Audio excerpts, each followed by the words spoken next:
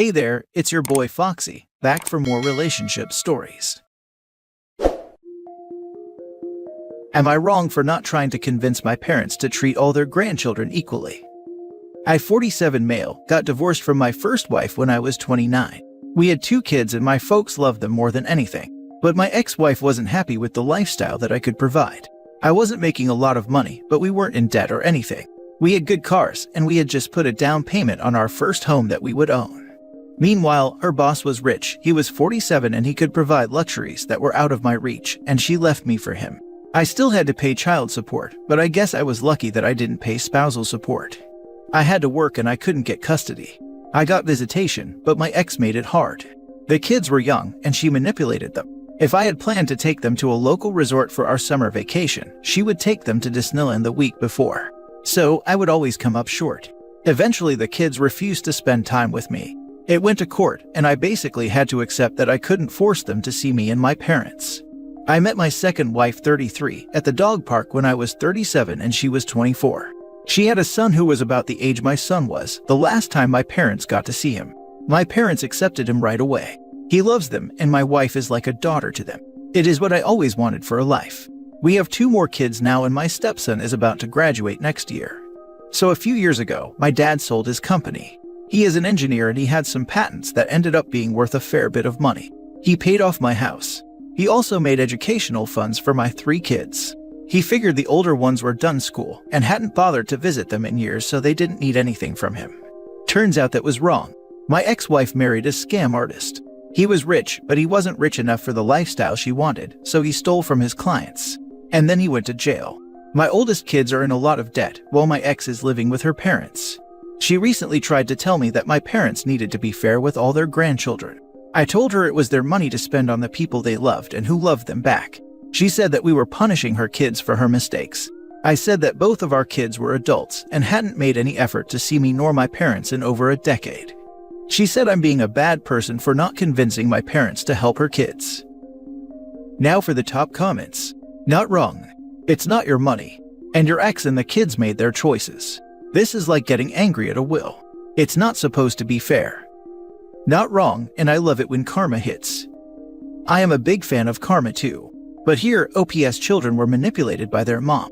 Still, they could visit at last their bio dad once they are old enough to understand. We are not hearing the both sides of the story here, so not sure what made them so bitter about their dad. Not wrong. Don't fall into your ex's trap again. I understand kids being manipulated, but at the same time, your parents didn't have much choice with either of them visiting or even greeting on special occasions. I would want my near and dear to enjoy my fruits of my labor rather than some distant family member. As much as it isn't the kids' fault for being manipulated, it is on them to work at overcoming it. They need to recognize what their mom did and ultimately what it did to them. They still need to work to make amends. And for the right reasons, not just to alleviate their debt.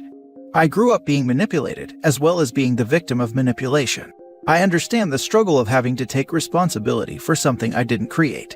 But I also understand how hard it is to convince those who have been manipulated against you to see it that way, and you have to put up a guard to protect yourself. It's a sucky situation, but it not unresolvable. Not wrong, she made her bed, and she must lie on it.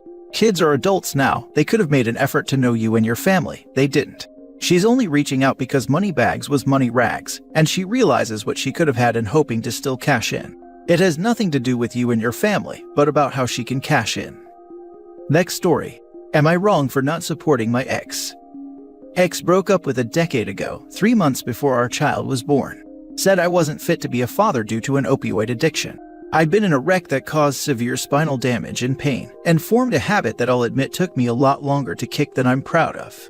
She was never in any way supportive on that particular subject, but her leaving me over it was out of the blue. Court said custody would be 50-50, and it has been since. In that decade, I've done okay, remarried a wonderful woman who I've had 2 girls with, and was promoted into a position with a 7-figure salary. Meanwhile, my ex has not done well. She's remarried twice and was broken up with both times. Filed bankruptcy, lives in what I can only describe as a crap hole apartment.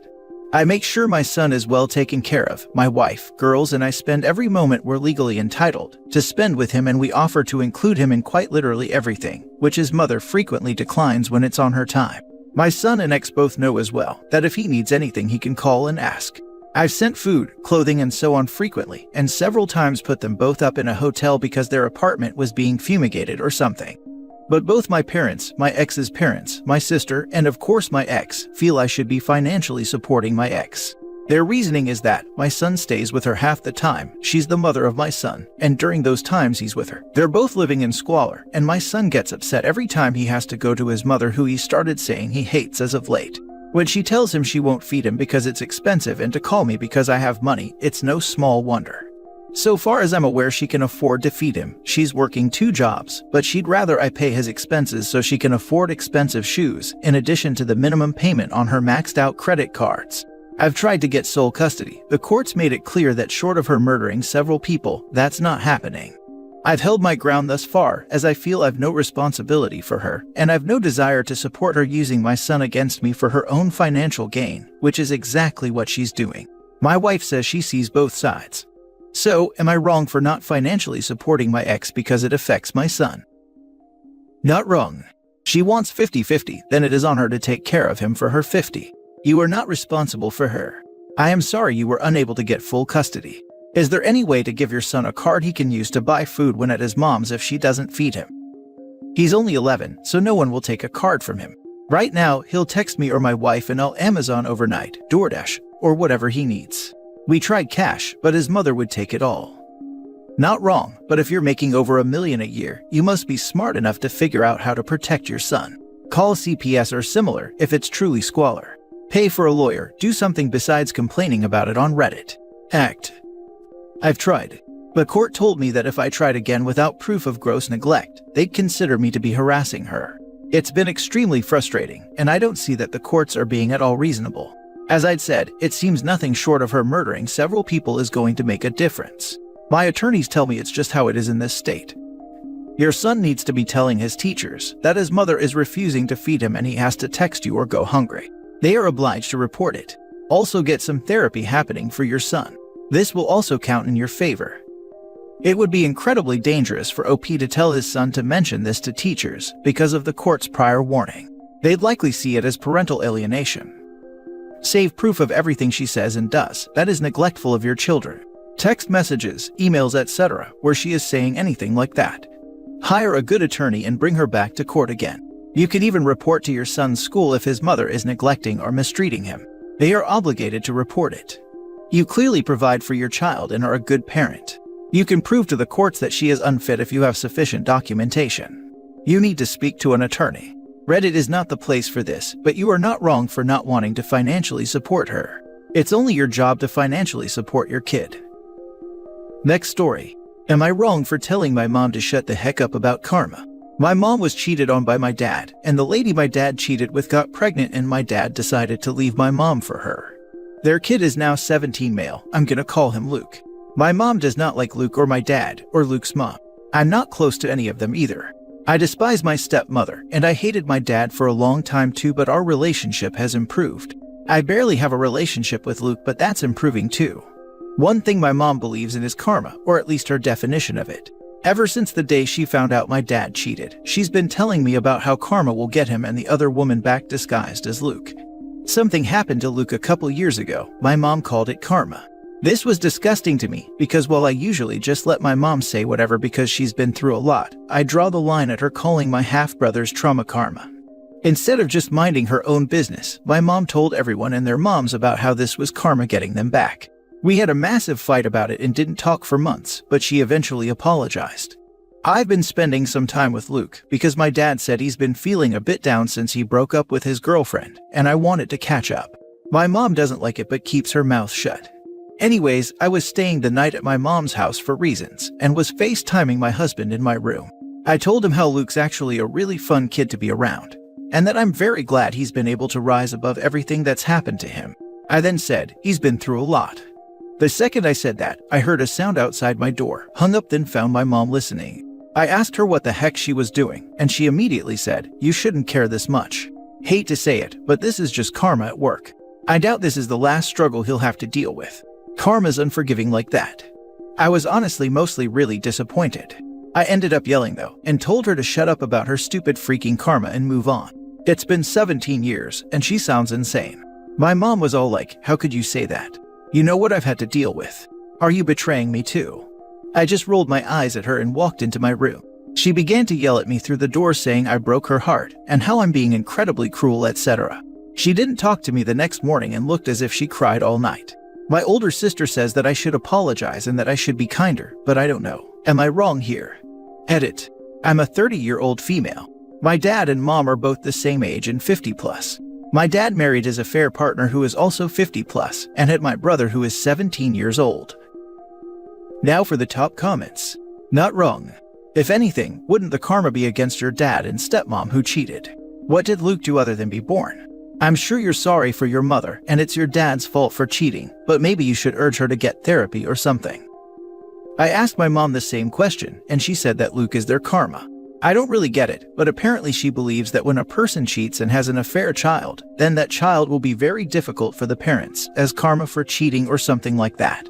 Luke was in as a bit of a troublemaker, so she likes to call that karma as well. Lol, if I recommend therapy, I think she will actually lose it.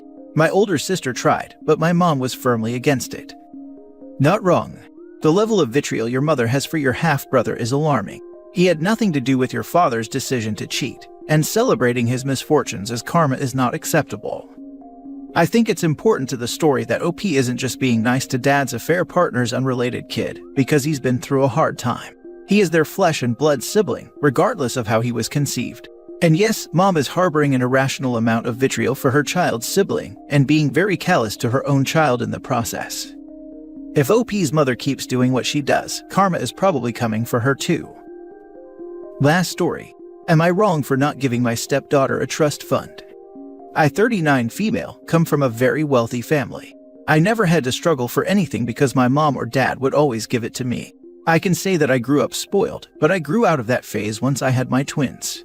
Since I was so spoiled and never got in trouble for anything as a teenager, I was always going to parties with my friends, doing drugs and drinking alcohol. Then at 16, I found I was pregnant and gave birth at 17 to my two beautiful twins, girl and boy. Thankfully, my parents were supportive and helped me through the process. My parents had set up a trust fund for me when I was a kid, and I wasn't able to access until I was 18, so when I turned 18, I moved out and got a condo. I only used my trust fund whenever it was for my kids, rent, or essentials around the house. I also took some out and put it in an emergency fund. I got a job at my dad's company, so I was able to live comfortable but not keep up with the lifestyle I grew up with. When I was 31, I met my now husband and his daughter who was 4 years younger than my kids. Me and my husband dated for about 4 years, then we got married 2 months before my twins' birthday. On my twins' 18th birthday, my parents gifted them each a trust fund of their own that summed up to $200,000 each. Now my twins are both 22 years old and both are thriving. I like to give myself a pat on the back for how I raised them and not how my parents raised me. Now to issue at hand. My stepdaughter is now 18 years old, and for the past couple of months, she'd been saying how she couldn't wait to get her trust fund like my twins, and I didn't know if she would or not because I never knew about the twins. Now when her birthday came around, she did get money, just not the trust fund from my parents. Instead, they gave her a car. But to say she disappointed is an understatement. She said we didn't love her because she wasn't blood, and that we've always treated her different because she wasn't my daughter. Which wasn't true. I've loved her from the day I met her, and I've always treated her like she was one of mine. She then asked me why didn't I tell her she wasn't getting a trust fund, since that was all she was talking about, and I told her I didn't know if she was getting one or not. She then told me that I should have made one for her myself. I tried to tell her that it wasn't possible, but she didn't want to listen to me and just said she hated me. So am I the a-hole? So you married her dad 4 years ago. And somehow she felt that when she turned 18, she'd be entitled to a generous trust fund from your parents. Is that correct? That's kinda crazy to be honest. But what's crazier is that nobody, not you, not your husband, sat her down when she started to bring this up and say it probably will not happen. Not wrong. It's a wild expectation for a 17-year-old to have, but one of her parents should have curtailed that expectation before it got out of control. My husband has told her multiple times to not be expecting the trust fund because she might not get it, and I also told her that I didn't know if she would get one or not, but she has chosen to ignore us. My husband did actually sit her down and told her that she shouldn't expect it, but she just brushed him off. Well then, this was an enormously optimistic or entitled reach on her part. A little immature, but nothing that can't be fixed. Try and explain that opening a trust fund like this requires years of putting money in. You cannot just give someone a fund of this size after 4 years. Not wrong. Your stepdaughter has been part of the family for only 4 years. Why would she feel entitled to a trust fund from your parents? How has your husband handled her expectations? That's what I was thinking. If they set up a trust for OP when she was kid, they probably set up a trust for the twins after they were born and had 18 years to contribute and let interest accrue. If anything, maybe let the grandparents know she was talking about it and see if they were going to do the same for the stepdaughter, but I'm really not sure how I feel about that. It's the grandparents' money to do with as they please, not the stepmom's.